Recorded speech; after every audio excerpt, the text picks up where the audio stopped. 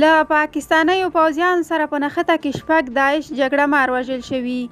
پاکستاني رسنیو راپور ورکړی چې له ترهګرۍ سره د مبارزې ځواکونو بلوچستان کې 6 داعش جګړه مار وژلي.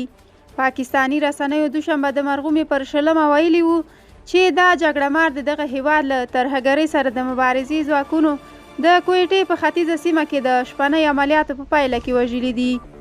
د دغه ادارې ویان له رسنیو سره په خبرو کې ویلي په دغه عملیاتو کې د داعش ډلې تجهیزات او ناچاودېدلي توکي هم ترلاسه شوي دي. د نوموړي په خبره د دغه جګړه مارو په وژلو سره په بلوچستان ایالت کې یوه لویه ترهګریزه طرحه شنډه کړې ده. تر دې وړاندې د پاکستان لومړي وزیر د اسلامي همکاریو سازمان په ناسته کې ویلي وو چې داعش له افغانستانه پاکستان ته ګواښ جوړوي او د نوموړي یادې څرګندونې له ګڼو غبرګونونو سره مخ شوي. د افغانستان پخواني ولسمشر حامد کرزي د عمران خان د دې خبرو په غبرګون کې ویلي وو چې داعش له پاکستان افغانستان ته یو ګواښ دی.